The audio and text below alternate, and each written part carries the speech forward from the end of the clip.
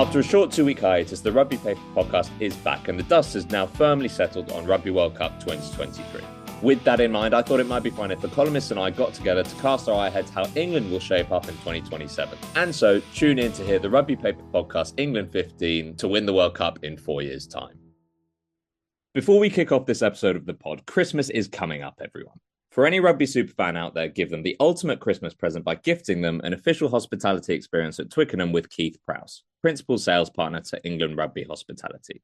They've got a place at the stadium called The Gate, and it is incredible. It's a chop house-style restaurant serving some incredible steaks and an all-inclusive bar. But that's not even the best thing, as the premium seats it offers are right on the touchline between the 22s in the East Stand, which in my opinion are the best seats in the stadium. It's an incredible experience, and they now only have packages left for the England-Wales match for next year's Guinness Six Nations. So I suggest you get in touch with our friends at Keith Prowse by visiting their website, keithprowse.co.uk/the Rugby Paper.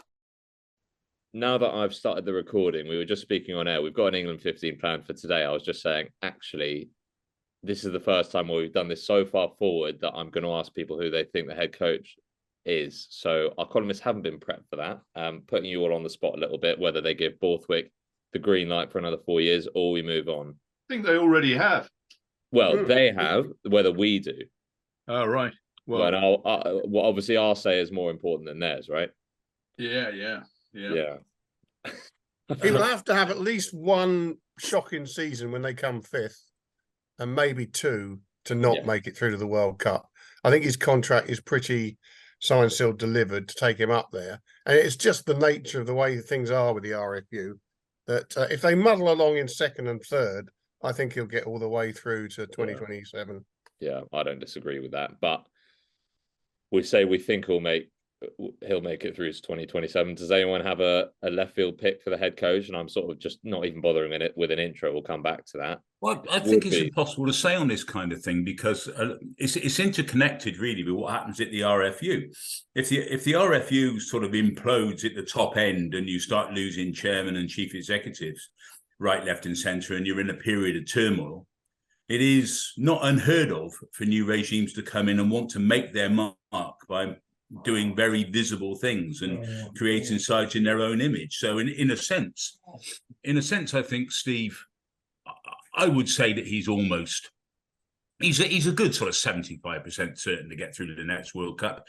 He was handed the last World Cup at very short notice, and got to a semi-final and finished third by hook or by crook.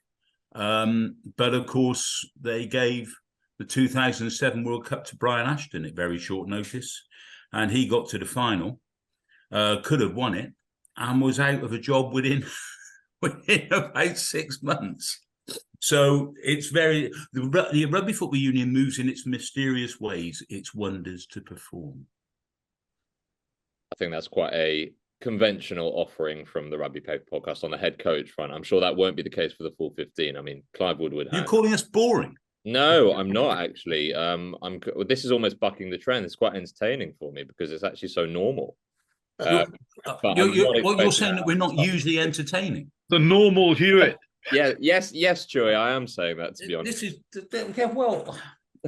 Okay. Well, thank God I'm being paid so much, because if I wasn't, I wouldn't turn up next week. I mean, somebody who could, who's done everything that there is to do, admittedly as assistant coach with Saracens, who could come into the reckoning, is Alex Sanderson. But much will depend on what happens with Sale.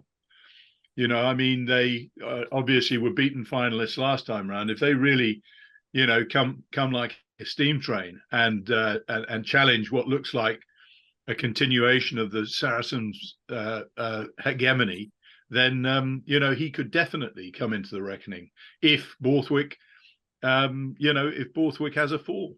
If Borthwick has a fall, I'd go cap in hand to Mark McCall first. The man who taught Alex Sanderson everything he knows. I mean, we've been down this track already. He doesn't want to do it.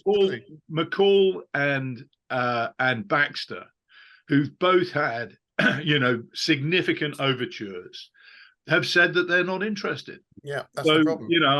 I'd sort of, unless they go on the stump and say, yeah, I'm interested, I'm up for it, I forget them. Well, I think if they went to Mark McCall, whose loathing of the public-facing role in rugby makes Steve Borthwick look like Eddie Izzard. Yeah. I think it's. I think you're absolutely right about Mark and Rob. I get the sense that if they were ever going to be close to the job, it's in the past kind of thing. I think it's maybe a bit of a stretch to imagine them reconsidering their reluctance to take on the job. The obvious thing will be if somebody at the RFU thinks that it's going to be the brightest idea ever to go cap in hand, as you say, and they go to Andy Farrell. He seems to me to be the obvious favourite over the next 4 years. What if he's not signed up? If he's not signed up by Ireland for that period? Well, if he's signed up by Ireland, then they're going to have to pay all that money that they haven't got to buy him out of his contract. Do you think that he jumped from Ireland to England at this juncture? Not sure what they do. It wouldn't amaze me. I mean, to be honest, he's got the best Irish side. He's had the best Irish side, partly through his own creation. We have to be fair to the bloke. But he's been operating with the best Irish side we've seen possibly ever. And they were genuine contenders for the world title for the first time ever. And he's going to have to be rebuilt. He's going to set about rebuilding. I mean, they've lost Sexton, they've lost Omani, a couple of others are sort of on the tipping point. So it's going to be a slow process. For Andy, there's no guarantee that he's going to get Ireland up to a similar kind of state in 4 years' time where they're genuine contenders, although they'll be good. And if you weigh all that up and he looks across and he is an Englishman when all's said and done, and that may well mean a hell of a lot to him. And a bit of unfinished business. I mean, Indeed. His England career was brief and not particularly distinguished, mainly through injury, although he was a member of that 2007 squad. He's got unfinished business from 2015 when he was part of a management failure. You know, the guy's a proud bloke, isn't he? And, and an Englishman. He might be that it burns a bit with him that he wants to come back and write all that. And he'd be in pole position to recall Sam Burgess. Well, let's not go down that avenue again. But as a player or as a coach, Chris? Both.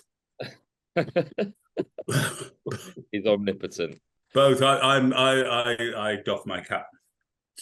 Well, I reckon there's we said 75% chance of Borthwick staying on. I reckon there's a 75% chance that Chris Hewett has picked Sam Burgess as his captain for 2027.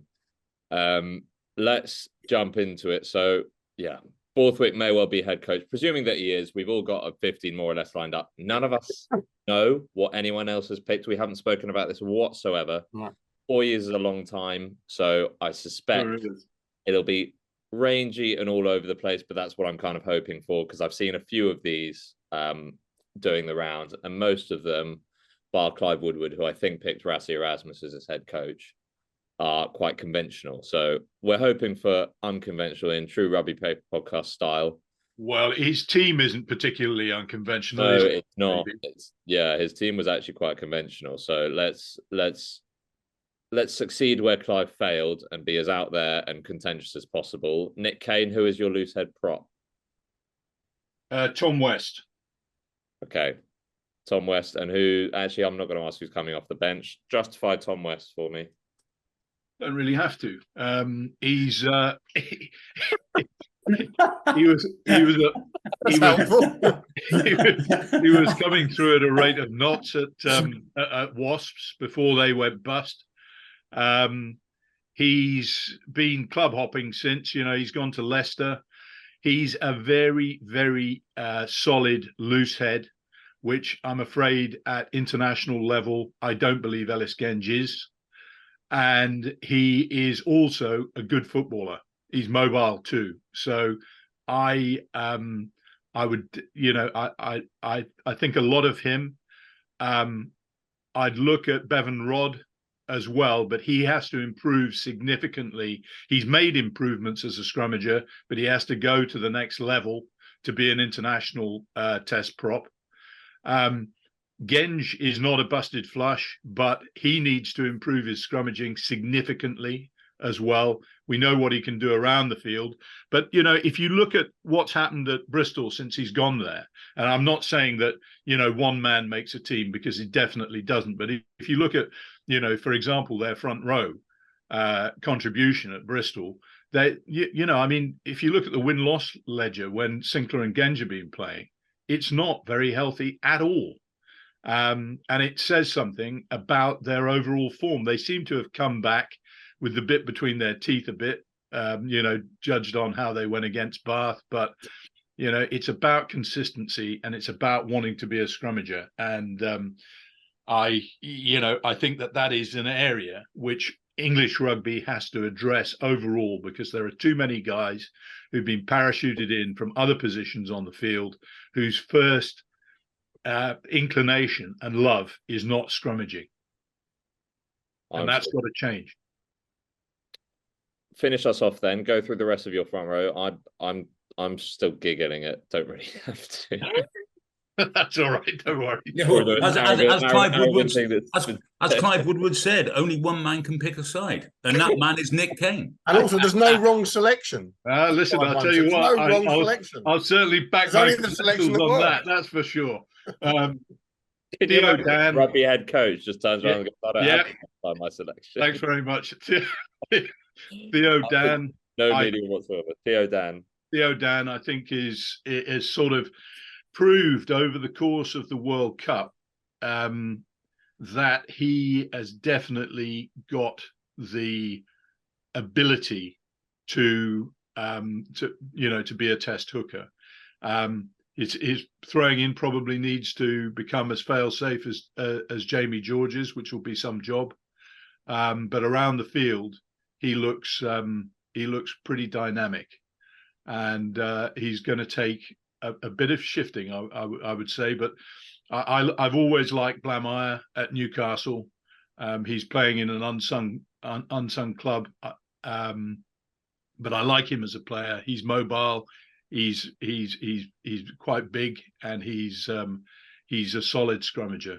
So I would go there. And the guy who the tight head thing is very difficult, because I don't think that either Kyle Sinclair or Will Stewart have got with the wherewithal to be starting loose heads for England, tight heads for England. Sinclair's going to be getting on by the 2027 World Cup. Yeah, and he might be in 34. France still. He'll be 34. Yeah, he'll be 34. So and Stewart, I just don't think has trained on. If you look at Bath, their best combination, clearly at the beginning of the season, is Thomas Dutoy at tight head and Obano at loose head.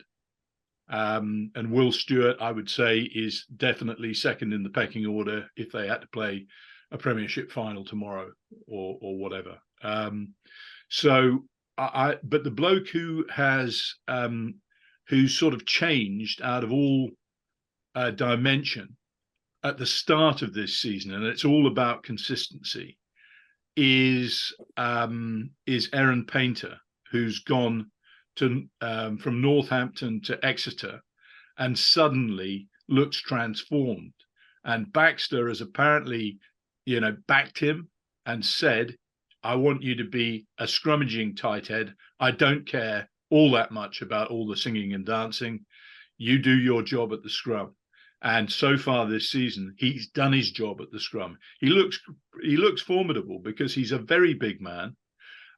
He carries a fair bit of weight, which, according to Nick Easter, is not a bad thing for props. We don't want to, they need to be fit, but we don't need caliber tests on bloody body fat, et cetera, because the best of them are big men.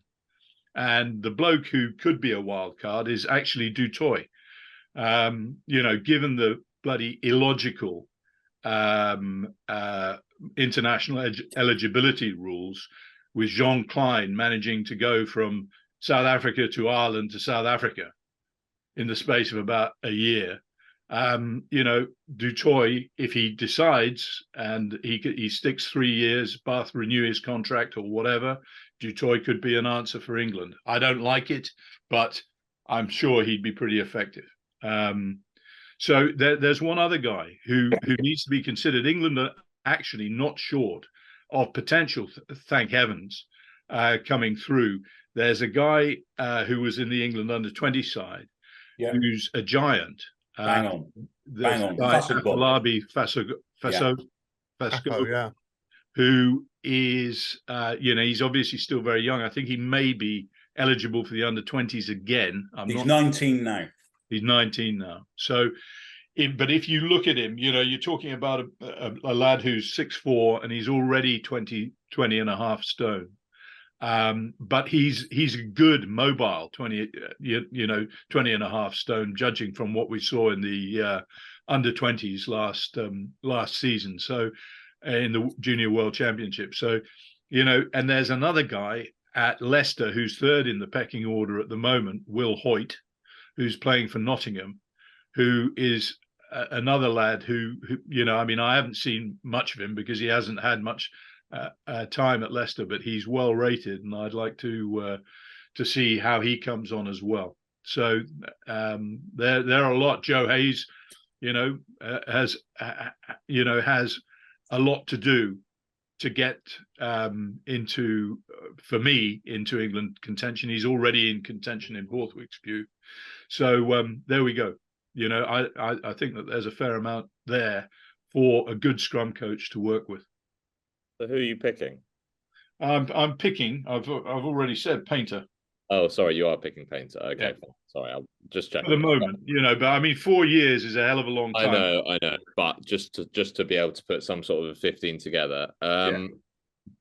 So Nick, your front row is Painter, Theo Dan, Tom West. Brendan, where do you differentiate? I think Genge will have a revival. He's had a dip since he went to Bristol, but I'm thinking of the Genge who played in that last year at Leicester under Borthwick, and that will be the Genge that Borthwick wants to get back. I think he will get back. I think Theo Dan is almost, barring injury, a certainty. Jamie George will be 37. He could just about hang on, but I don't think he will. I absolutely agree on the tight head, Afo Fazogban. That England under-20 pack this summer was pretty good. I mean, they went toe-to-toe with France for 55 minutes before the French backs went mad. There's 2 or 3 really good forwards that I'm going to give a mention from that pack. I think he will go all the way through, and he'll be the starter. He's a major specimen. And even the French, with Toulangis in their pack in that under-20 team, will find it hard going against him. One other little name who might come into contention, another one of those under-20 guys. They had a really decent young hooker from Queens, just Nathan Tebulu. Absolute dynamite, a bit of a Theo Dan, really. So he's not Theo Dan yet, but he's a good player. I don't know when he's going to start getting first 15 rugby, but if you want an outlier, he'd be my outlier. Excellent, good stuff. Chewy, coming on that. It looks like we're swaying towards Theo Dan at starting hooker. I had Ellis Genge as my prop as well, because I think, like Brendan, he will have a little bit of a resurgence, and also after that semi-final against South Africa, work on his scrummaging. Chris, come in on tight head particularly, because I think we've got 2 for Genge and 2 for Dan. Well, if it's a Strictly Come Dancing thing, I'm the last, so I probably have a casting vote here, don't I? Thoughts, yeah. But it's not a program. Early balance, there he is. It's not a program with which I'm very well acquainted, although I do look good in sequins, as Nick Cain will confirm. But that's a story for another day. I think look, at this stage, you have to say that Theo Dan is as close to nailed on as you can imagine. I mean, he's in a sense the new Jamie George. He's explosive around the field. He's been tested in a fair bit of fire already, and he's come through. He's got into the England World Cup squad in a real rush. He made himself second choice. He hasn't let anyone down. Quite the opposite, actually. I think he's a genuine, modern, dynamic hooker who's got a hell of a lot in front of him. Pray God, injuries willing, etc., etc. Lou said I go Bevan Rod because he's just turned 23. The There's a lot of development still to be done, but he's in a sort of forward hothouse at Sale, where there's quite a bit of onus on let's say a rugged Route One muscular style of forward intimidatory play. That's what they base their game around. He's the number one there. Yes, I take it. I absolutely take it on the chin that he's got skirmishing improvements to make, but he does seem to be a genuinely committed, and virtually all professional sportsmen are committed, but there's levels of commitment. And Rod's ambition seems to be off the scale. I mean, he does seem to be prepared to make whatever sacrifices he's asked to make to become a test class loosehead prop. He's very good around the field. He's doesn't take too many prisoners around the edges and up the guts and all that kind of stuff. I like him. I think he's very good. I think he'll thrive in the Sale environment, and he would be my favourite to be loosehead next time around. And I agree with the guys on Afolabi Fasagbon, who is, now he really is a bells and whistles bloke. I mean, you can't, and when we're talking bells, we're talking about the big ones in the church tower. We're not talking about little hand-ringing things. I mean, I did see somewhere that he's 132 kgs.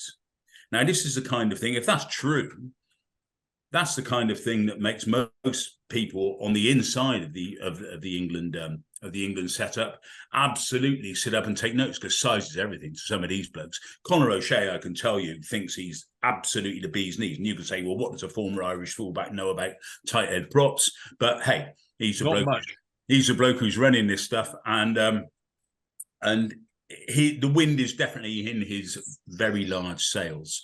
The question with him will be how much game time does he get over the next couple of years, where he can lay the foundations to really do it, to then do a Theo Dan and go onwards and upwards in a relatively short space of time. I mean, he's a kid. He is a kid. But I would hope that in 4 years, if there was going to be a complete bolter, I think it might be him. But that's down to his club coaches, and it's down to the people at Gloucester, where I think he is at the moment, or they've already had a slightly checkered bounce around kind of club attachments.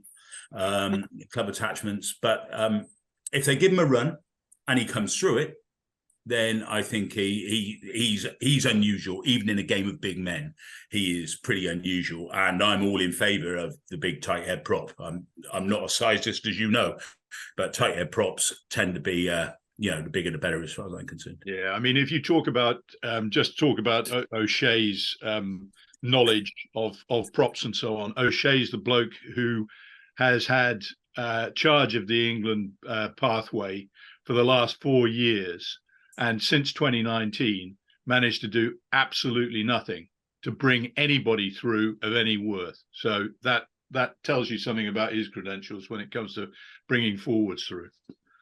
Tell us what you really think, Nick. Why pull punches? I mean, this guy is, he's in a position, and that position, if you look at what happened to England in the 2019 World Cup, and then again in the 2023 World Cup, tell me where the improvement was.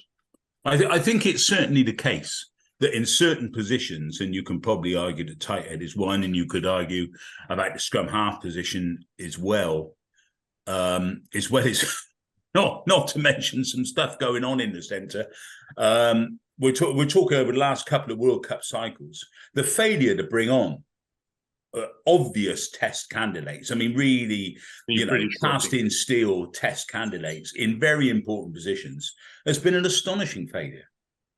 Absolutely astonishing. I mean, it does beg a belief, doesn't it, that a union the size of England, with the playing resources it has, with the financial resources it has, and the structural, the structures under which it operates, and a lot of us could not think of a tight head or a scrum. I mean, so many positions were up for grabs come the start of the World Cup, or to certainly come to the start of the Six Nations when Borthwick took over. It's just bizarre. Absolutely bizarre. Yeah. That's where I think the last 20 minutes against South Africa will hopefully be the necessary wake-up call. Because, well, it just needs to be. And also, let's not forget Oxen Che, as terrifying as that'll be, he'll be in his prime in 4 years' time. Yeah. But how could it not be a wake-up call in 2019? I'm sorry, I mean, crikey. No, that's true. That's a fair point. No, I agree. Either way, I think we've got our front row. We've got Genge, Dan, and Fasselbon as already a slightly left field bolter. Brendan, I'm going to let you take the lead with the second row. Okay. I mean, what I'll say about the second row, I'm almost sort of picking the back five. England need a massive, mean, nasty pack again. No team's ever going to beat South Africa unless you've got probably 14 or 15 beasts, really. So I'm going to have a huge back five. So, but just do the second row is quite simple. I think Itoje will continue, and I think Ollie Chesham will get better and better. So I've got almost no quandaries, no questions at all. They will be the second rows. Has anyone not got that? Because I've got exactly that. I'm 75% there. I've got Maro Itoje and a Chesham. I'm having the other Chesham in the back row. I think Lewis Chesham is a couple of inches taller actually than quicker than his older brother, and he has got more obviously a mean streak. It might be, but listen, it might be the kind of mean streak you have at play school, you know, where he's where as soon as you come up against some real grown, and we'll find out if he's got a mean streak if he runs into Ebenezer that's anytime soon. Yeah, but But I thought his leadership in the under-20s, I thought he played particularly well, actually. And it was a real captain's knock he played for that side. But also, he was a bit Johnson-esque in the way that, unless there were several fights going on at the same time and he didn't know which one to run to, which famously happened to Martin on that Lions tour in Australia in 2001. I think it was in Sydney or Brisbane, one of those games where there was so much going on he didn't get to any of them because his head was on a swivel.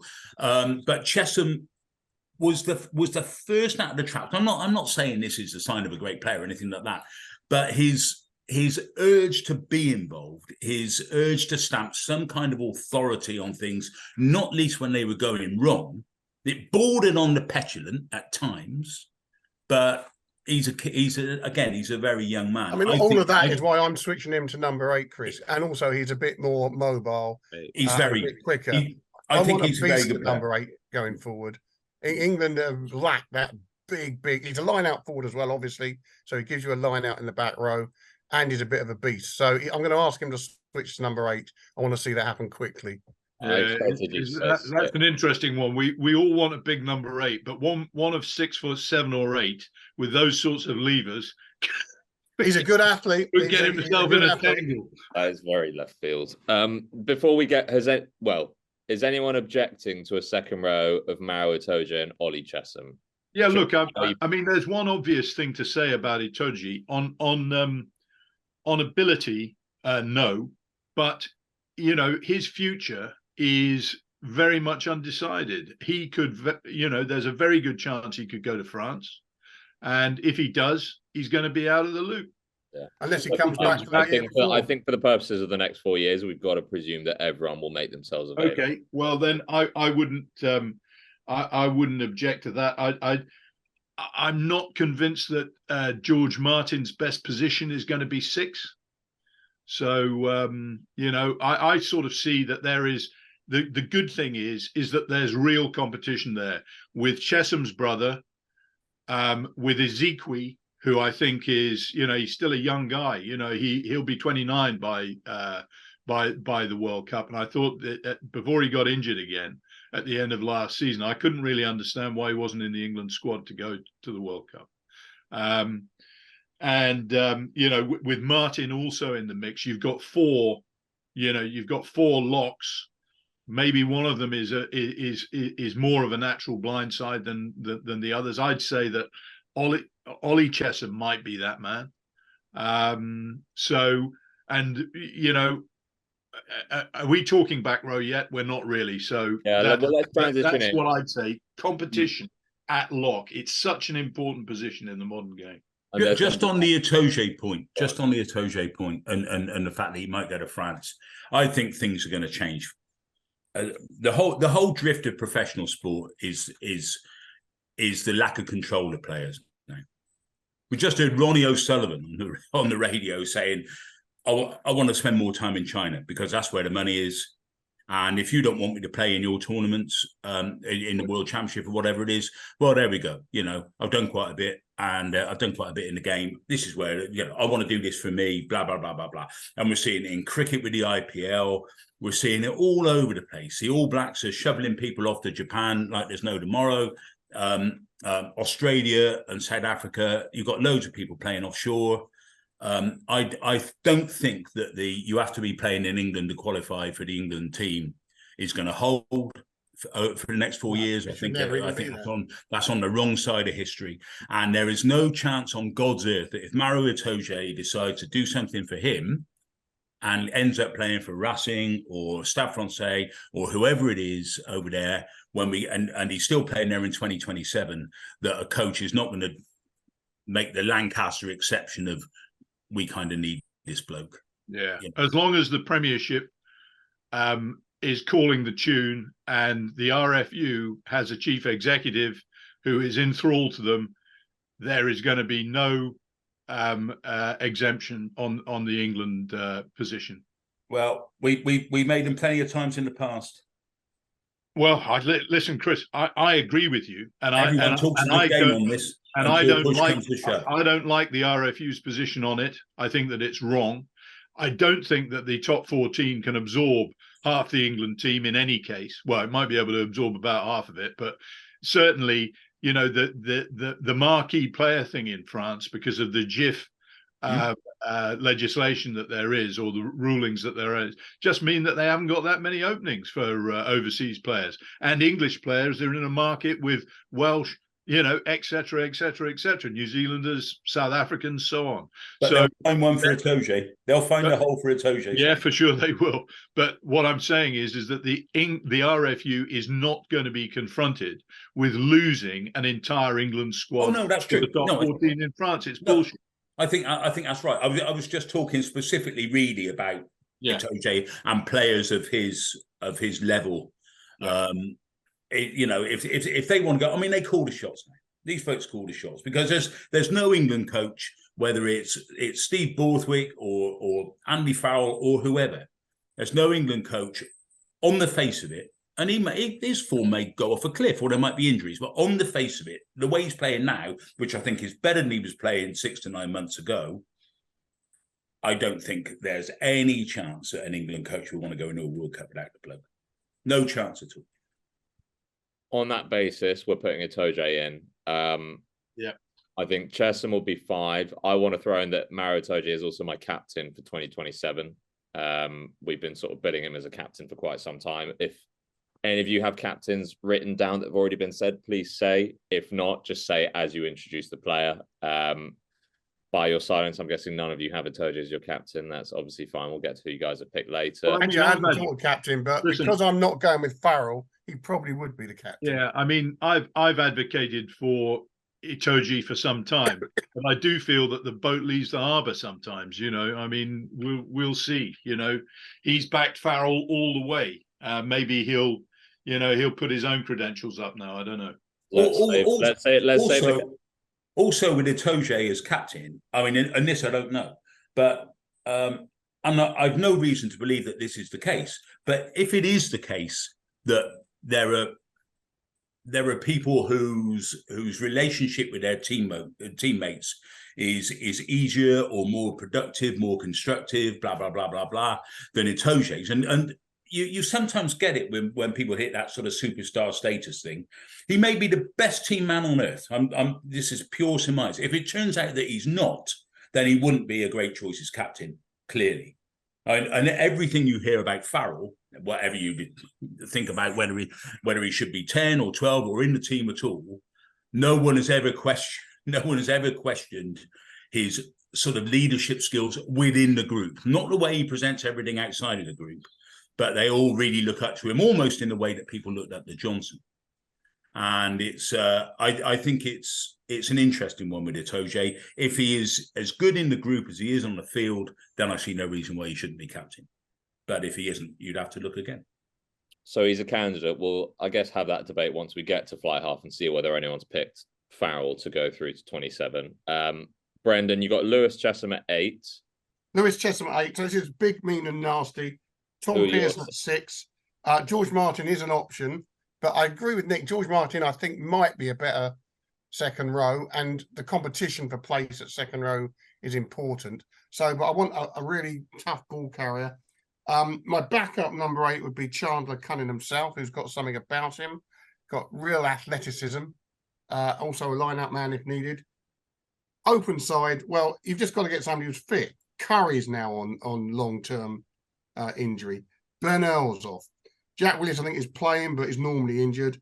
Underhill's coming back from 6 months out. It'll be one of those 4, but who's fit in 4 years' time? Who's even playing in 4 years' time? I've got no idea. I'm going to go with Curry, but we've said it many times in the last year. He's been slowing up, and perhaps this hip problem that we've now been told about has been niggling away, reading between the lines, a bit longer than we think, and needed attention a bit quicker.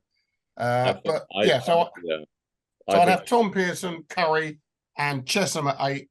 Chandler Cunningham himself would be the bolter, because he can also play probably 6, I suspect.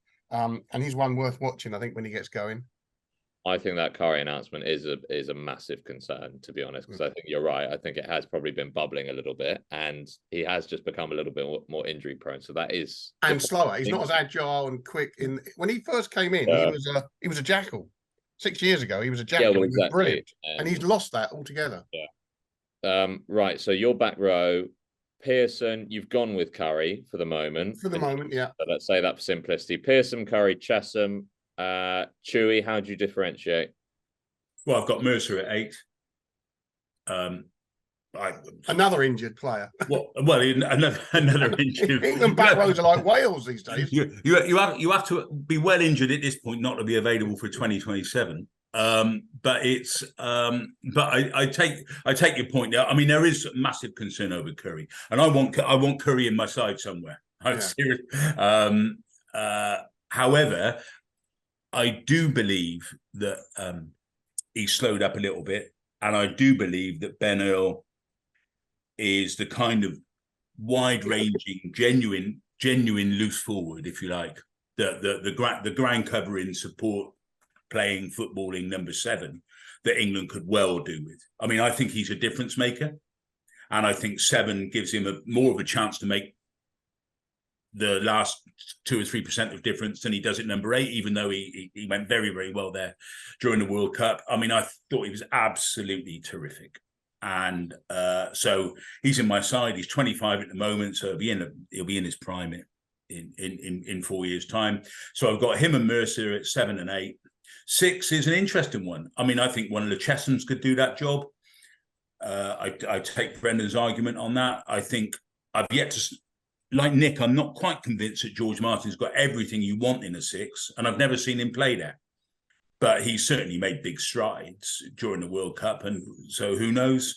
I think Tom Curry, if he ever gets back to fitness, and he has lost that yard of pace, can play 6. He's not the tallest, as we know. There's all sorts of line out, sort of ramifications to this kind of thing.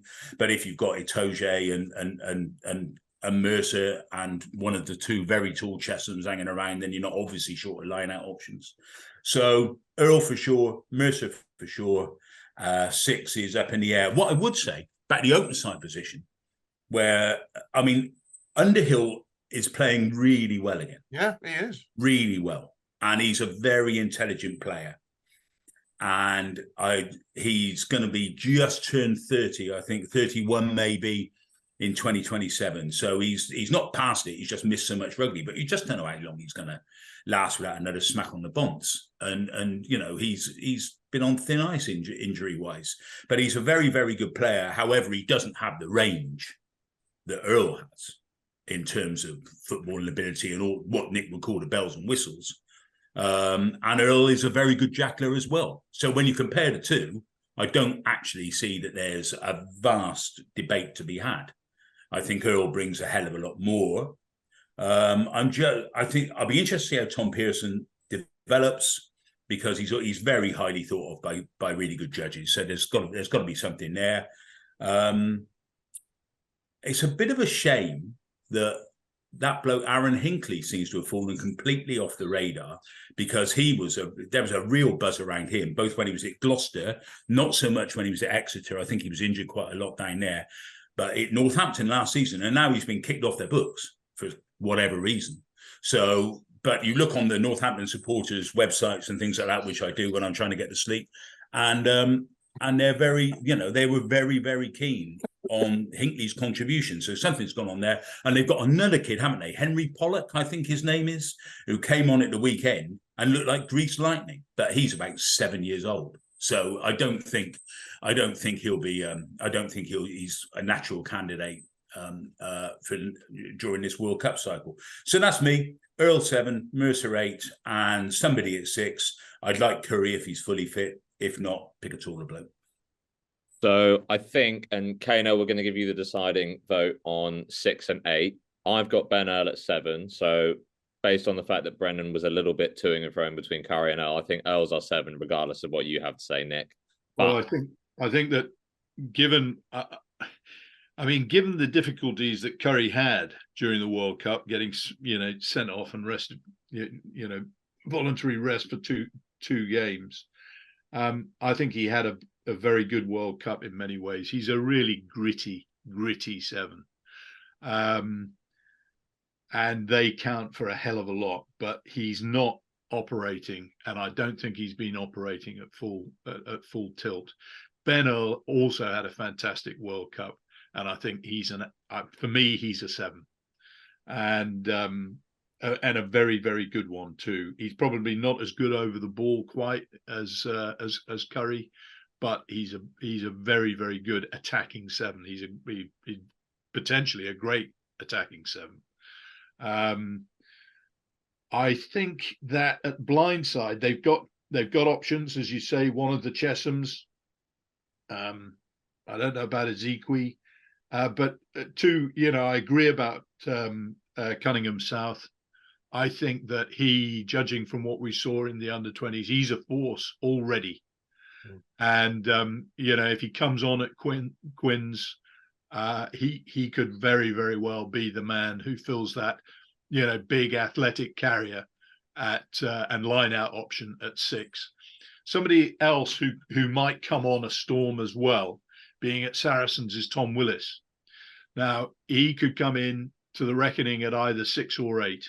He's a bit bigger than Jack, and so I wouldn't count him out of it. But I'd go for Cunningham South at the moment at 6. I'd go for Earl at 7, and I do think that you need to have a footballer at 8. Now Barbari's gone to Bath and is sort of playing on one leg, it seems, half the time at Bath. I still think that probably, England always, their ability to transition players into their best positions and persuade them of that is lamentable. I think Barbary is the Malcolm Marx of bloody potentially. He's a hooker. Get him back to hooker. Get him back to hooker. If he can learn to throw in, he played there for England at under-20 level. And I just, I don't think that he's got, at the moment, if he wants to play 8, he's got to get another level of fitness to play it. I'm not saying that he can't, but he needs to find, that much more mobility to go with his obvious power and just phenomenal gain line ability. But, I'd say that footballer at the moment is Mercer, but we haven't seen much of him this season because he's injured. So, and it seems Borthwick doesn't like him because Borthwick had the option to pick him. And he seems to have had a difference of opinion. God knows what went on there, but he's just got such a range to his game. Yeah, and number 8 of all positions on the field, or of all positions in a pack. You can argue about 7 as well. You want players of great range. I mean, the very, very best players, I think. Well, Ben Earl strikes me, and I don't say this lightly, and he ain't as good. In fact, he's some way short of being as good. But he has the capacity to bring to a side the kind of thing that Michael Jones did, because he's so good in open field. He is, and he plays a long way away from everyone else. You see him 30 yards away from the nearest rival forward. He plays in a different part of the pitch. I mean, England, fantastic. If you talk about adaptability and players with that range, we haven't talked about Jack Willis. Now, Jack Willis has got a 2-year, or I don't know how long his contract with Toulouse is, but he could come back a year before the World Cup, if England still stick with the eligibility criteria. He seems to be injury prone at the moment, but at his best, he's a phenomenal, player. We've got Tom Pearson. Somebody we haven't mentioned is the bloke Jack Kenningham at Harlequins, who's also got real ability. So there are a lot of back row options. It's about England getting the right blend, because back rows are all about the blend in the end. The best back rows are about great blends. Isn't it amazing? You've got Eddie Jones, who didn't rate Ben Earl for whatever reason. Cool. No, just bombed him out. You have Borthwick, didn't rate Zach Mercer, and I'm not saying he doesn't rate him, but didn't think he fitted and what have you. And we sit here as rugby nuts, and we've got a bit of skin in the game over decades, and we're sitting there thinking, well, have my eyes gone funny, or is that bloke a bit better than the England selectors seem to think? I think he is. Yeah. I mean, the other bloke who we haven't mentioned, who who knows what happens in 4 years? But Don Brandt will be 30 at the next World Cup. If he gets the bit between his teeth in terms of the real physicality required at international level, you cannot discount him, because he has mobility and he has great handling ability. Guys, we need to pencil someone in, because I know time is getting away from us slightly. Mercer. Change. Mercer at 8, Earl at 7. We've got a bit of a debate at 6, because I think, mine was Lewis Chesham. 2 of you have said Chandler Cunningham South.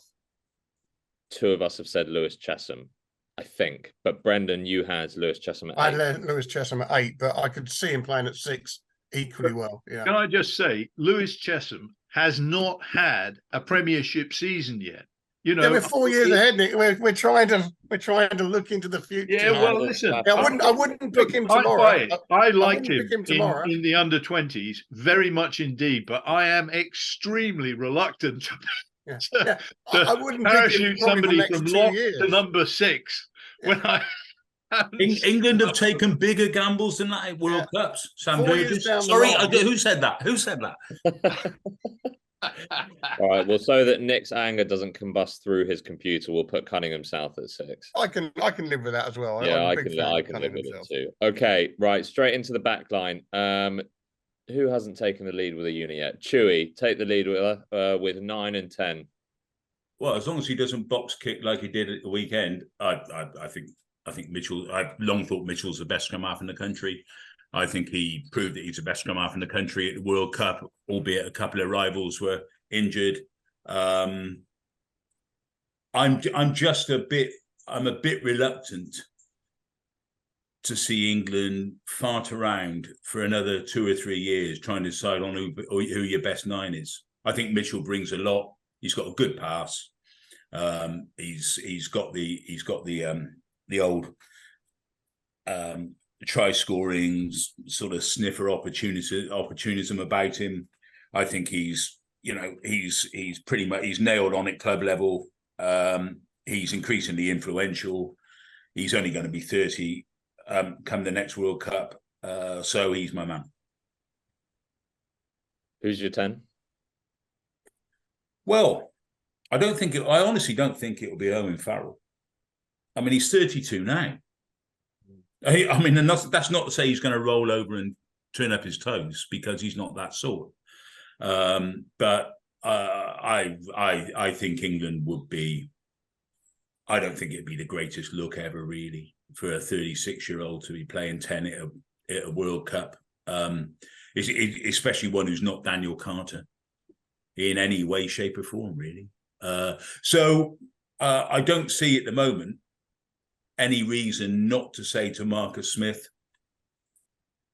"Yeah, you're the man."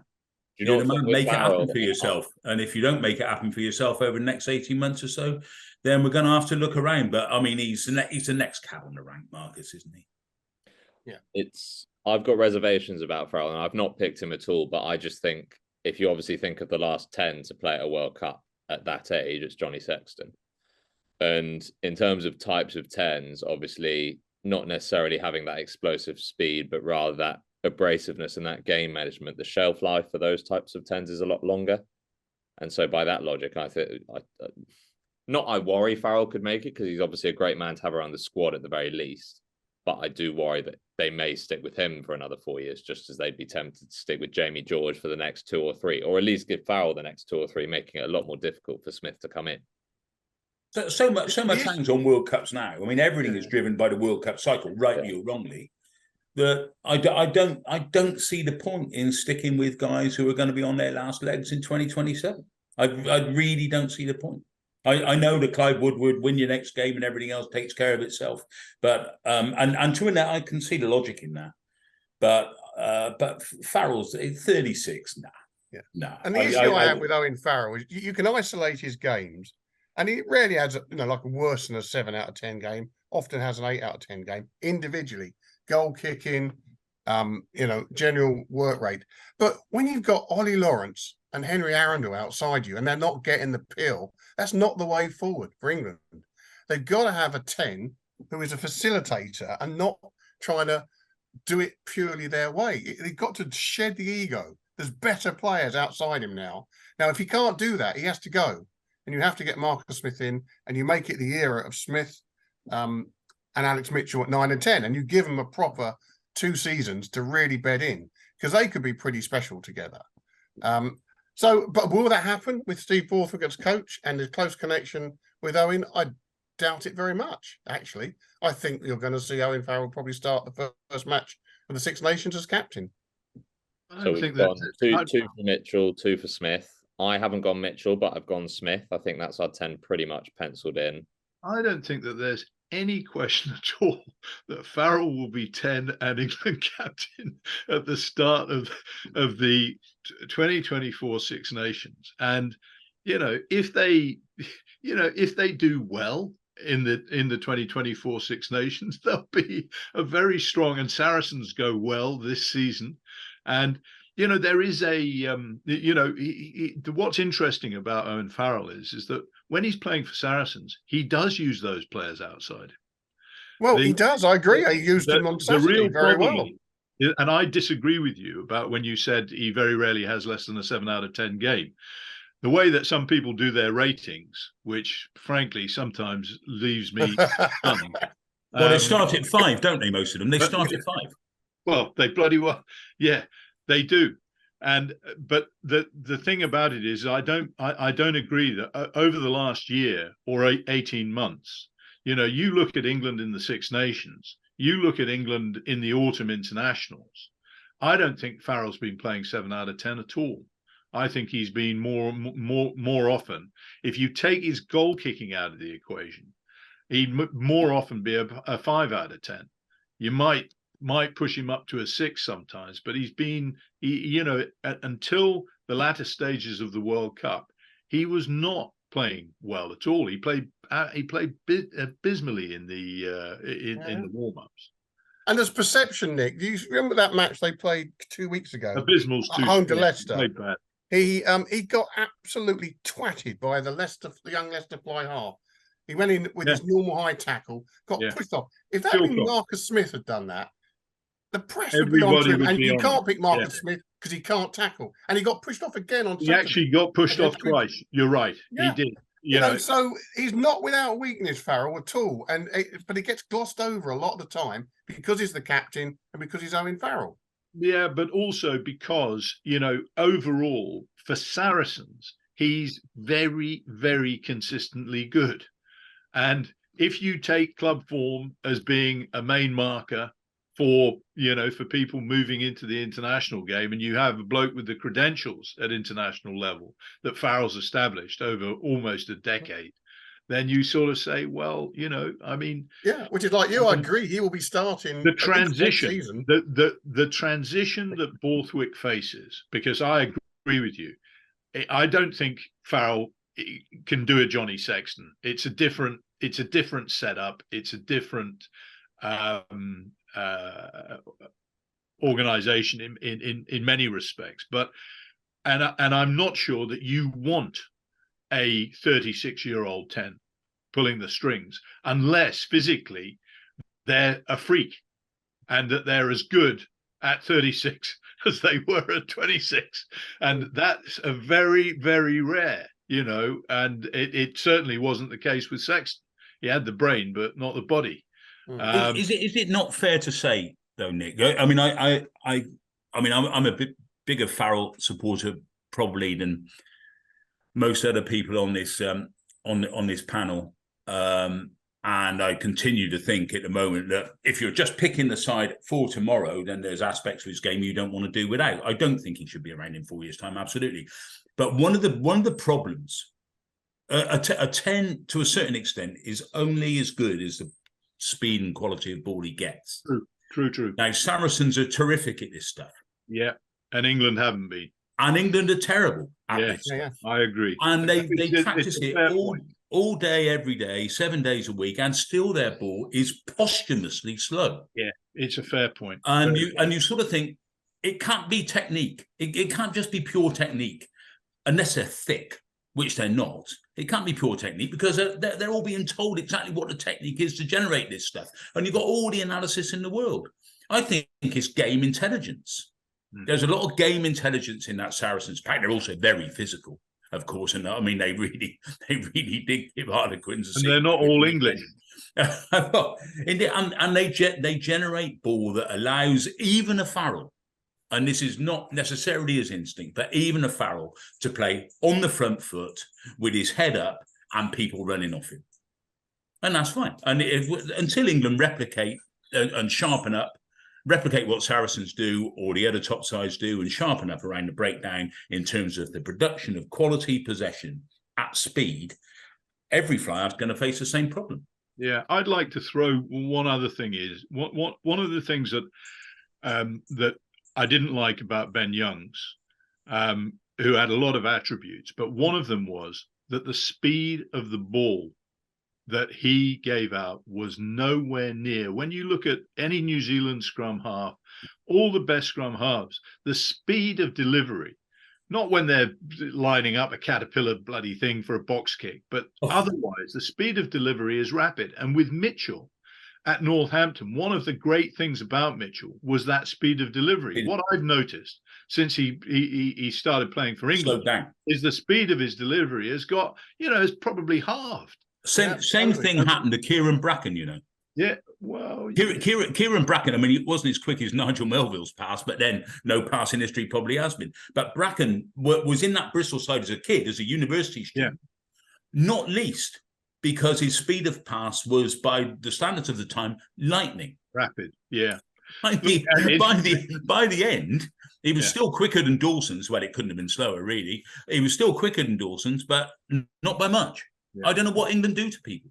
But but Bracken's lad, who is under 20s, has a rapid. Charlie Bracken, he's a good player. He's got a really quick pass. So he's going to come up quite quickly. If we're talking about the first scrum half, we're talking about scrum halves. Rafi Quirk has got a rapid service, very good, and I still remember him when he came in. I think it was was it 2020, 2021, when he came into the side. I think that he has tremendous potential. And I think that he is a clear rival to Mitchell.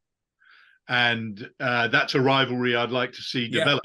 Yeah, Mitchell needs a rival. Mitchell needs a rival, and a really good one, because he's a type of player, as we've already alluded to, who can go into bad habits, I think, quite quickly. And Van Poortvliet, who seems to have, sort of fallen out of the great, bright young thing category. But when he came into the side against Australia on that summer tour before the World Cup, he was very, very good. His service was quick, sharp, etc. So it's what happens to scrum halves in England that bothers me most.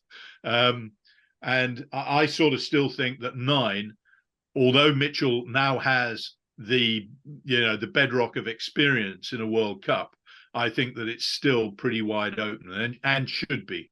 Don't disagree with that. At 10, you've got to give Marcus Smith, you've got to give him the 10 shirt and time to bloody well develop there. At the moment, he's been in, out, and all about, So we've got Smith at 10, and I've got Quirk as well. So I'm with you, Nick, on that.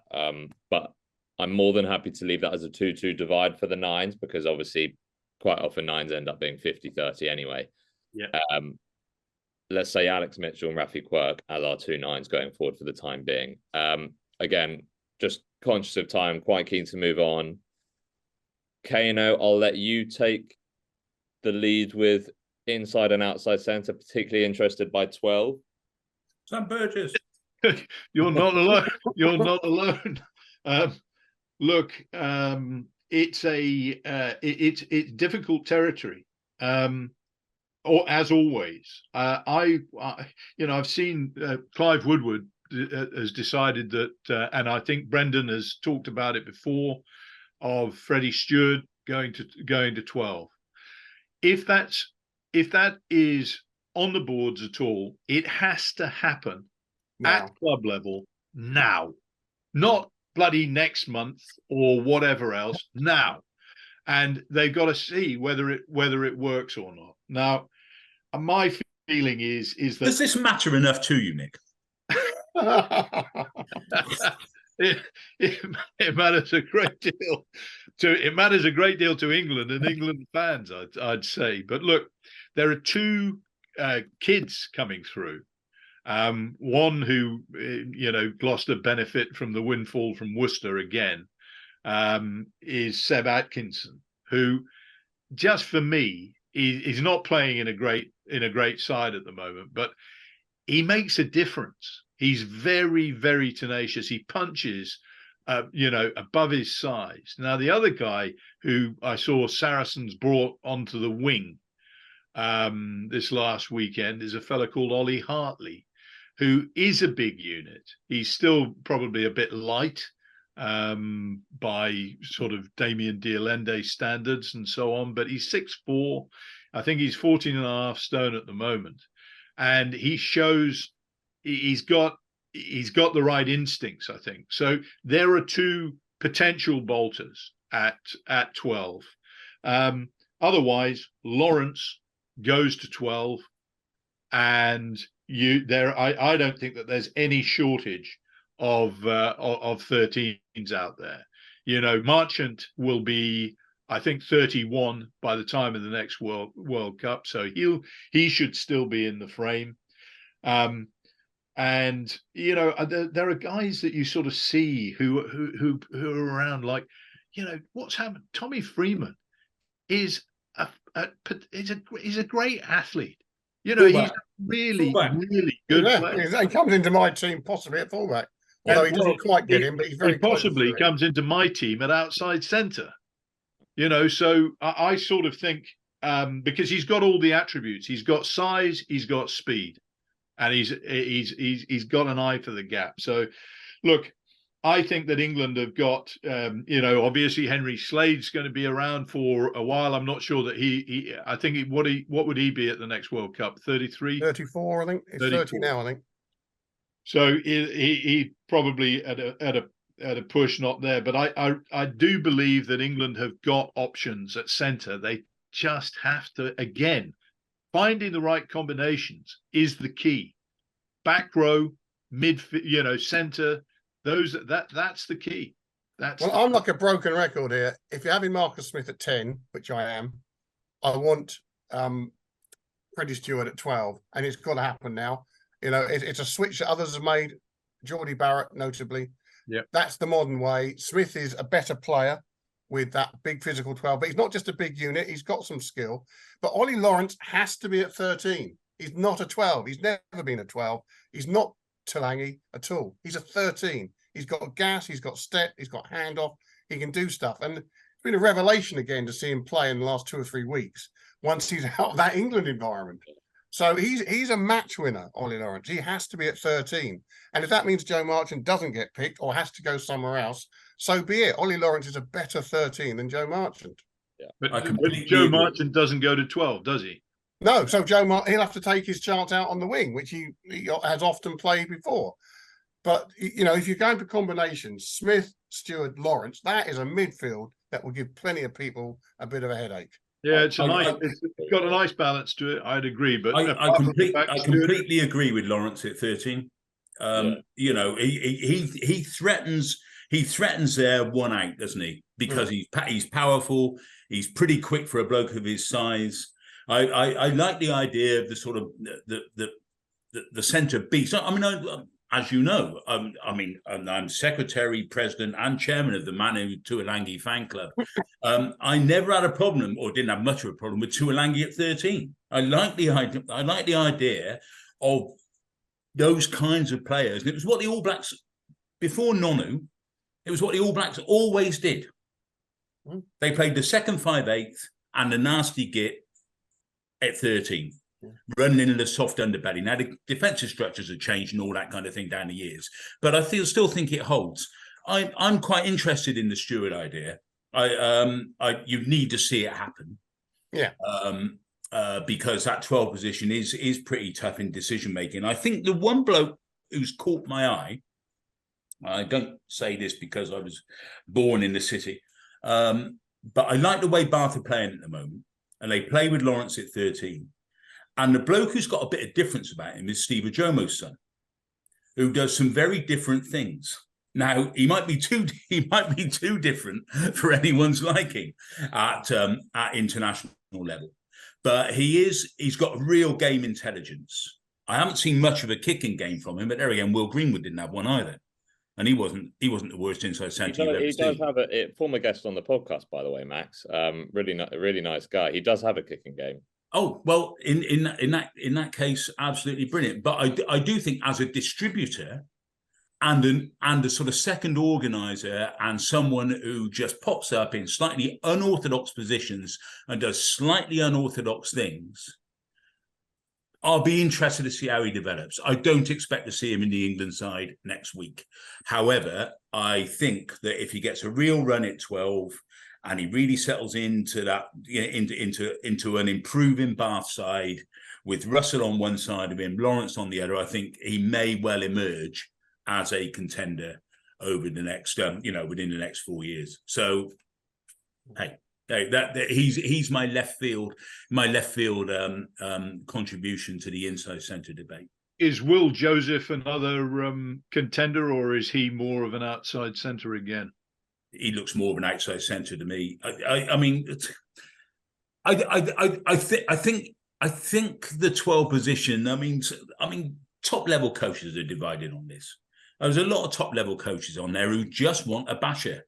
They want a basher. They want somebody who'll get you over the gain line and you play from there. I think that the whole Geordie Barrett thing has sort of put a bit of a bonfire under that idea. But of course, you need people who are strong enough to get you through the crunch. I mean, that's a given. You've got to do something with it. That's when you have the really good 12. Yeah, but you want someone again like the 7 and 8 positions. It's range. You want players with range. And if they do get through, the basher's then got to run 40 yards. Well, indeed. You can't just be a basher anymore. No. Dialende I think is a classic. He's not just a basher. He can play. No, he's a terrific player. Andre Esterhuizen. All-round player. He's actually got a kicking game, Andre Esterhuizen. Yeah. I mean, he's a terrific offloader, that guy, isn't he? I mean, in fairness to him, it's the possibilities of the attacking game, and England have not been good in this department. But the possibilities of the attacking game are far, far greater than England would currently have you believe. Absolutely, and the reason why I'm happy, and a lot of that is about the 12. The reason I'm happy to try Freddie Stewart there is I think Josh Hodge could be a brilliant international Test 15. He's got it all. And as ever, he's currently injured, having blazed a trail in the first 2 or 3 matches of the season. But he's got long-range gas. He's good under the high ball. He links. Yeah. And he'll be he'd be truly exciting to see at 15. You know who he reminds me of a bit, Bren? He reminds me a bit of Ian Balshaw. Yes, absolutely. And comes from the same... No, he's Sedbergh, isn't he, Josh? Where did Bush go? He's either Sedbergh or Ampleforth. No. But anyway, yes, there's a point to be made about that after Ollie interjects.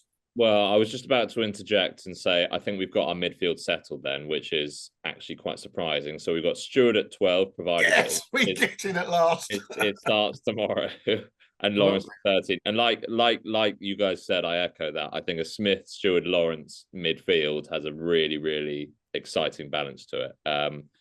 If I'll eat my arm if it happens, but we can only hope.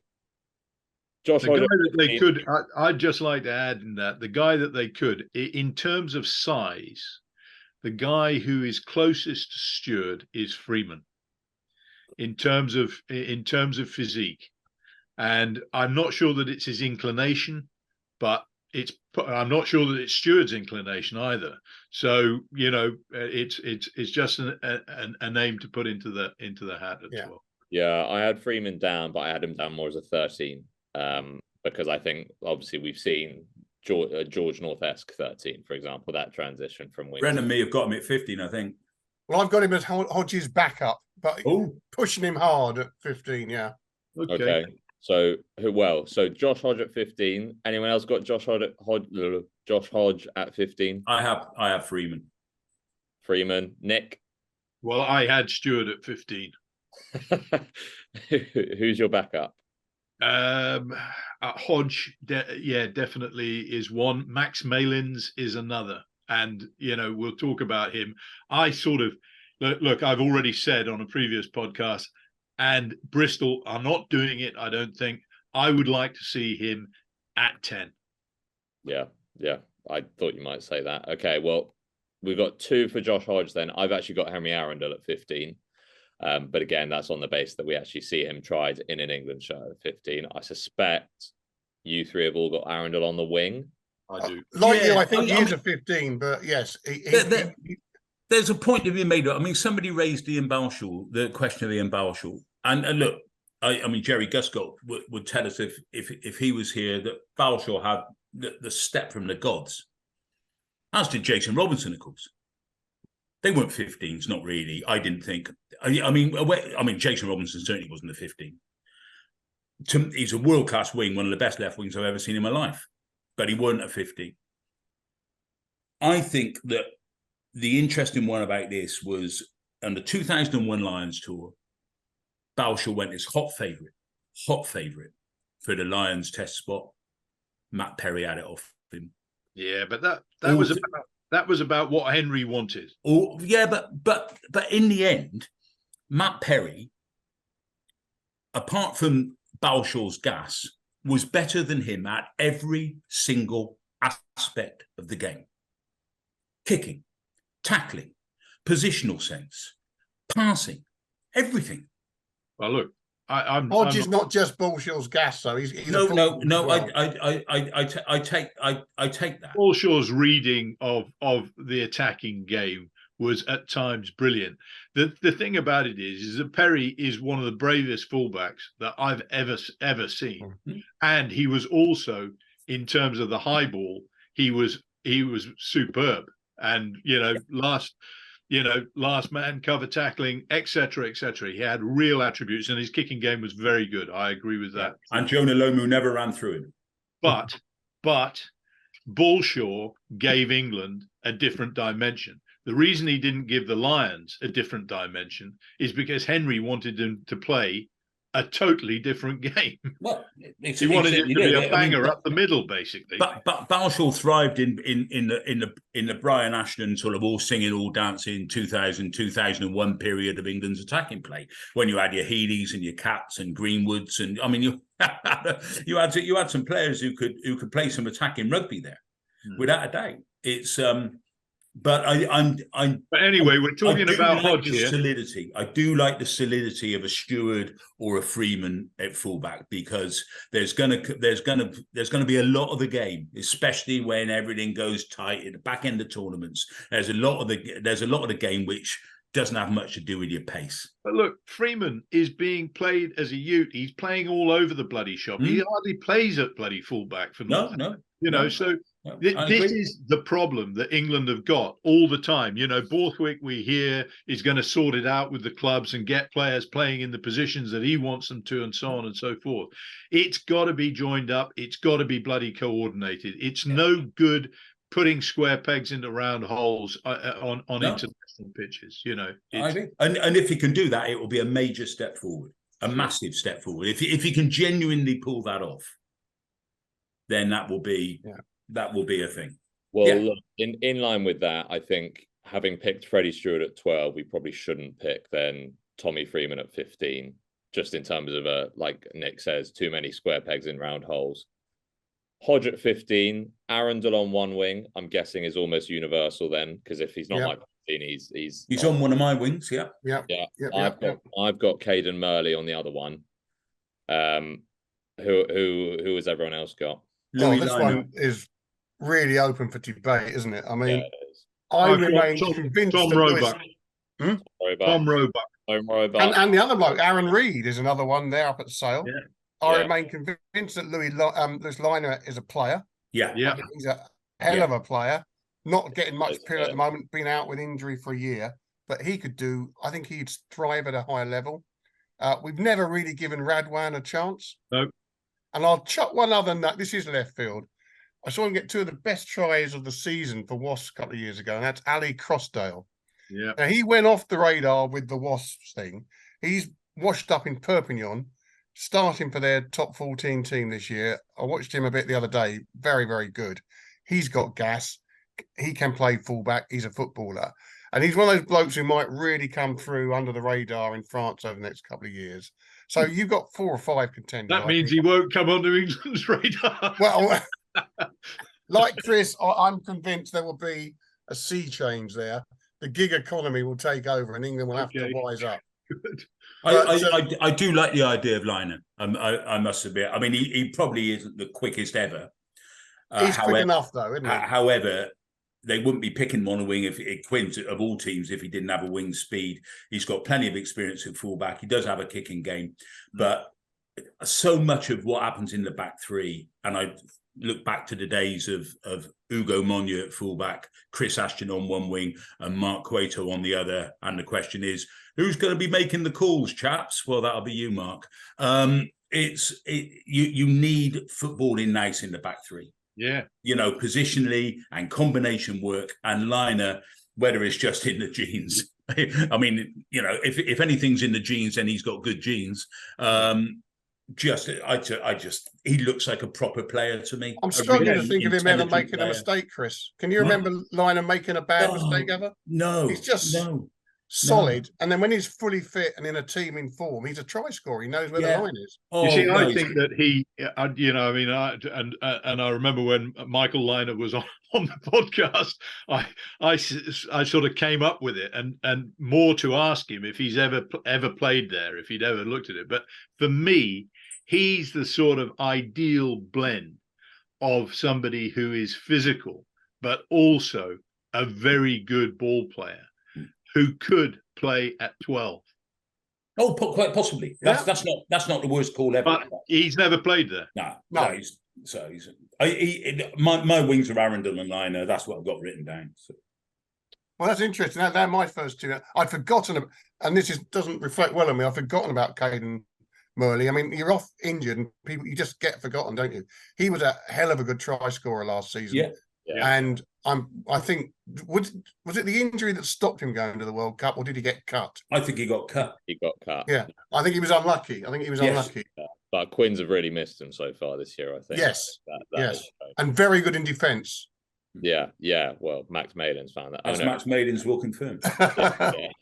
Yeah. Okay, so we're sort of between Liner and Murley. Let's have a straight out shootout for that one. I'm voting Murley. Cain, who are you voting? Roebuck. No. Fuck off. Okay. Well, of the two, I'd vote for Liner, I think. Okay. Chewy, you're going Liner. Yeah. And Brendan, you're also going I'll go Liner, yeah. Okay, cool.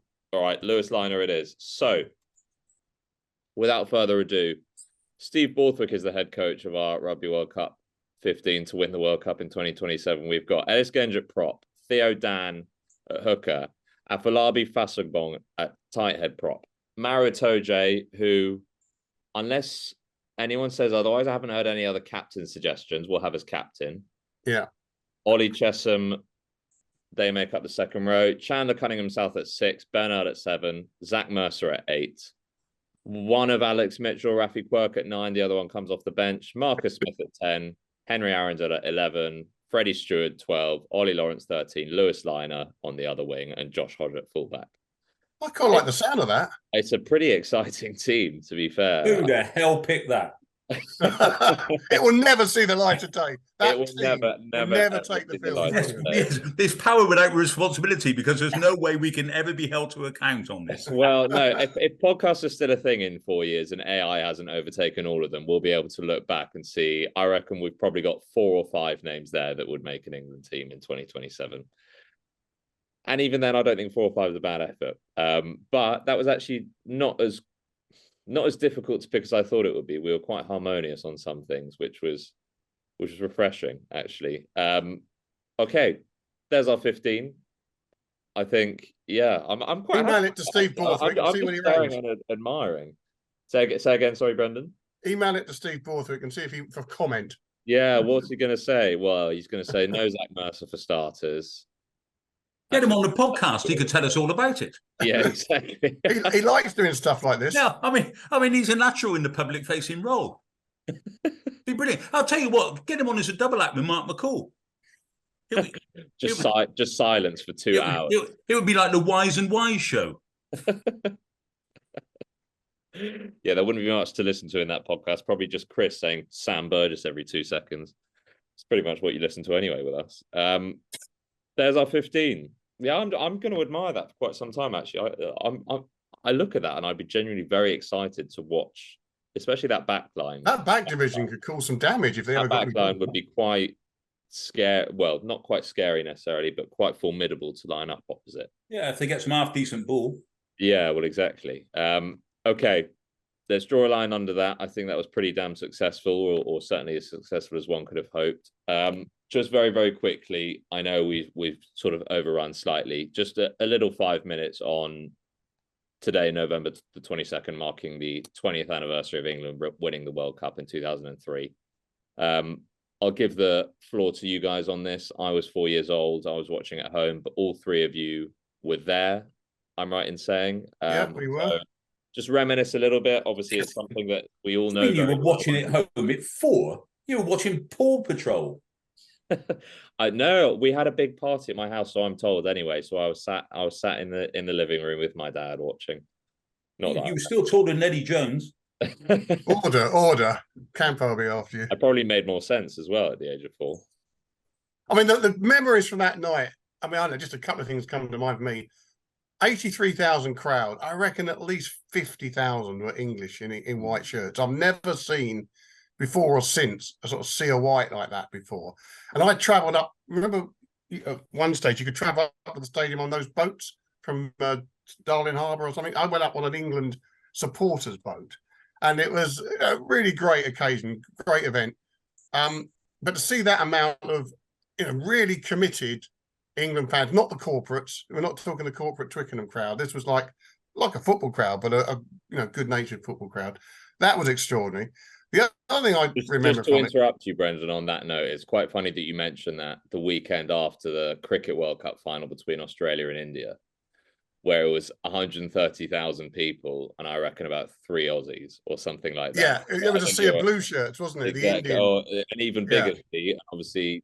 Well, I've never seen a more silent stadium of so many people at any point, let alone. Absolutely astonishing, yeah. And so that was one of the great things about that World Cup final. The great rivalry anyway, England-Australia, but have so many English down there. And of course, so many English still live in Australia, expats. That was amazing. The other thing I just remember is Johnny gets all the kudos for the drop goal, and actually in many ways rightly so. You had to land it. But I'd forgotten until I rewatched it a while back. He missed a couple of drop goals by a long margin in that match. That was like he had 2 or 3 sighters before he finally landed that one.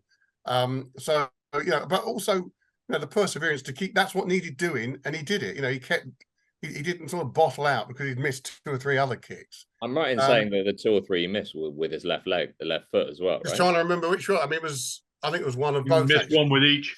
Yeah.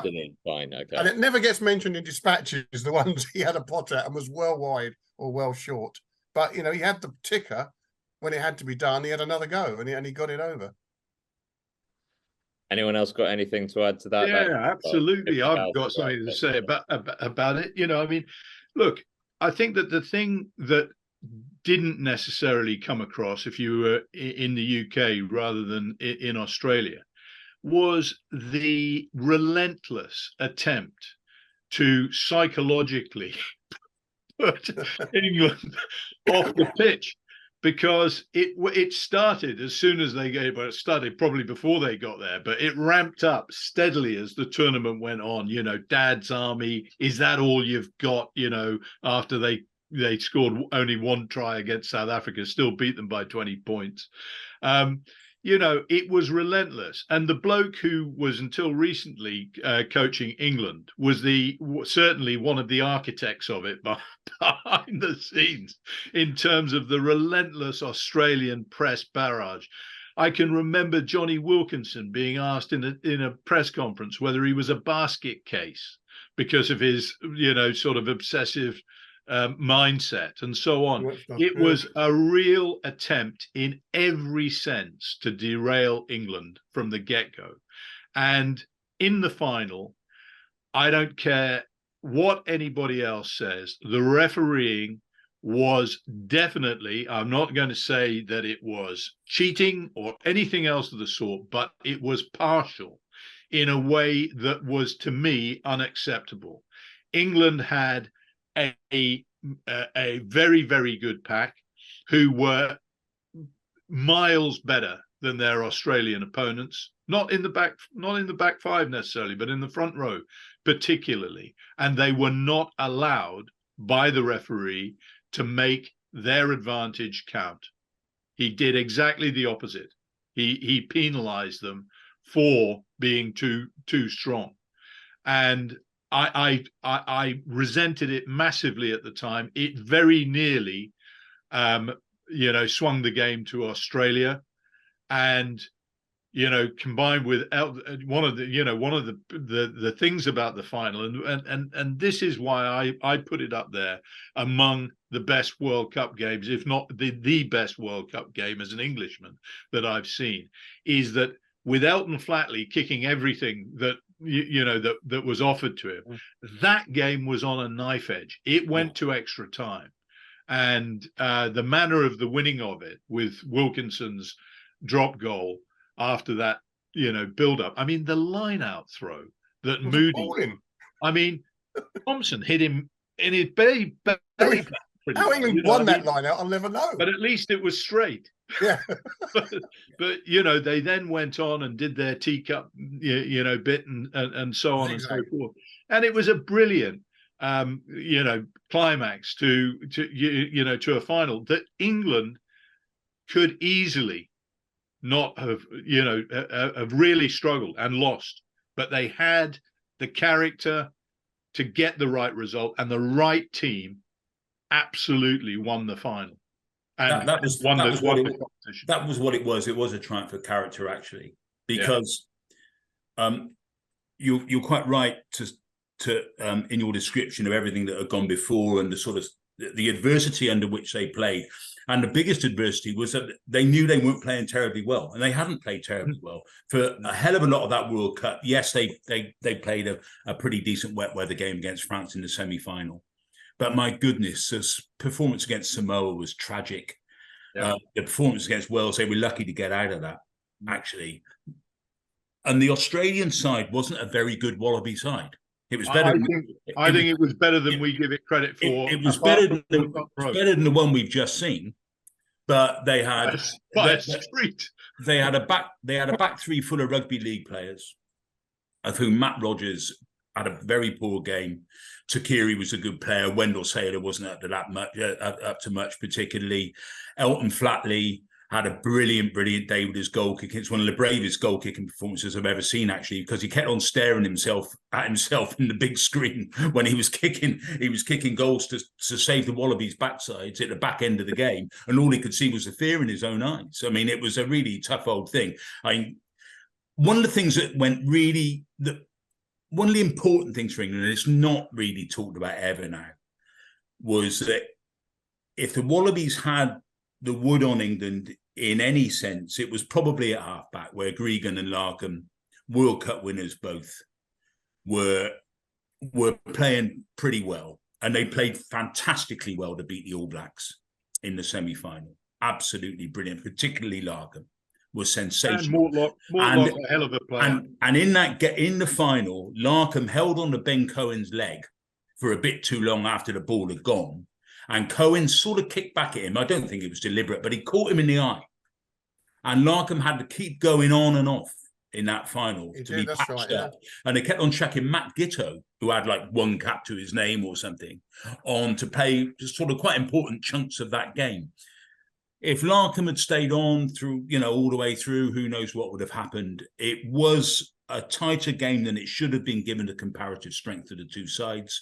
But I agree with Nick, it was an absolute spine tingler of a match, partly helped by Andre Watson's desperate refereeing. And it was a really poor performance. Do you remember at one stage, Johnny went down really badly and he was on the floor for about 2 minutes. I think Gitto had hit him with a stinger, and it looked like he was coming off.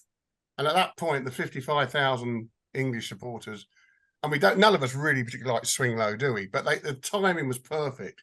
They just started up with this swing low sweet chariots, and it got louder and louder and louder. And just as it got the crescendo, Johnny rose like Lazarus and took his place back to kick the drop goal a few minutes, about 10 minutes later. But it was a very great moment of theatre, that one. Yeah, I mean, look, that Wallaby pack, Nick's quite right. I mean, they were badly out scrummaged. I mean, you look back at the Wallaby pack. I mean, there aren't many lifelong legends in that pack. Bill Young, Brendan Cannon, Algernon Baxter, Justin Harrison started the final. They had two open sides. They had War and Smith.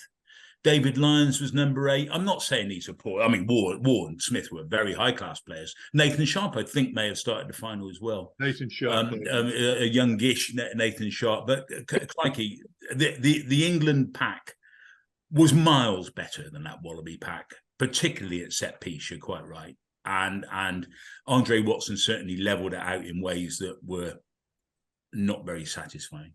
But it was a hell of a night down there. It was a hell of a night. Finished at 7 a.m. Yeah. Star City restaurant at the top 22nd floor, full English and champagne, with Jill Douglas and a few of the BBC types. I would add, we didn't finish work until about 4 o'clock in the morning. That's good use of the licence payers fee. We didn't get back until about 4 o'clock. Remember, the ground was in. Well, we worked really late anyway, didn't we? It was a late kickoff, and didn't get back until 4 o'clock.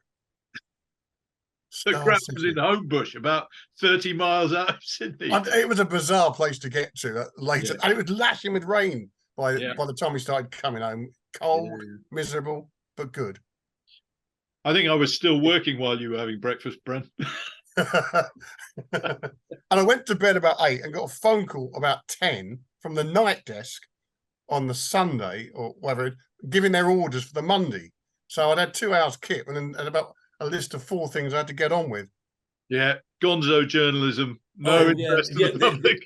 The inability of Fleet Street Sports Desk to recognise the existence of a time difference never failed to baffle me. Every time. Absolutely extraordinary. It's not that difficult a concept, is it?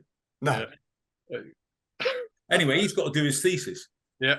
Well, I don't actually know, but if you're listening, I suppose the best way to commemorate the 20-year anniversary is to at least watch the highlights or something on YouTube. But certainly worth reliving whenever possible, especially if you're an Englishman. One thing, just while we were, or you guys were talking there, I was looking at the team we'd picked and fullback, and I realised that in my list, just under Henry Arundel, I had Joe Carpenter as a backup, and I think it was criminal that he didn't even get a mention. So I want to say I've got his name written down here, but yeah, we failed it. Some Very reason good, we talented didn't lad. mention that. I think he's absolutely a candidate along with. We'll keep Hodge in there, but that was an oversight, I think, from certainly you and me, Brendan. Chris and Nick remain unmoved, so maybe he wasn't so much in your guys' reckoning. But I think Joe Carpenter, apologies to all Sale fans and all Carpenter fans. He is a former guest on the podcast. He is very, very much up there. If Arundel isn't my 15, I'm sure he's up there for Brendan as well. He's a promising young player, but again, one season of Premiership rugby so far. Yeah, no, of course, but 4 years. Look, I mean, one thing that I would say is that I know that there are this week. I think that there are 2 celebrations for the 2003 side, one in London, one at Penny Hill, and. So, we should congratulate those guys yet again, 20 years after. They remain the only England team to have won the World Cup. And I'm sure that they're as keen as we are that actually another England team does win the World Cup, and soon. Yeah. 100%. Well, England are going to win the World Cup now, as long as they pick the 15 we've just picked. So, cheers, guys. That's what you call wishful thinking. After a dramatic Rugby World Cup, all eyes are now on the Guinness Six Nations. Make it a special day with friends, family, teammates, colleagues, or clients by booking an exceptional official hospitality experience with our friends at Keith Prowse, principal sales partner to England Rugby Hospitality. Their match day experience in the gate really has to be seen to be believed, so book your experience now and make memories that will last a lifetime. Visit keithprowse.co.uk/the Rugby Paper now. Thanks for listening to this week's edition of the Rugby Paper Podcast, and don't forget to subscribe on whichever podcast platform you use and recommend the show to your friends. The Rugby Paper is available to buy every Sunday, and to make sure you don't miss it, subscribe through our print, digital and online options at therugbypaper.co.uk/subscriptions. That's therugbypaper.co.uk/subscriptions to get all our content for as little as 14p per day.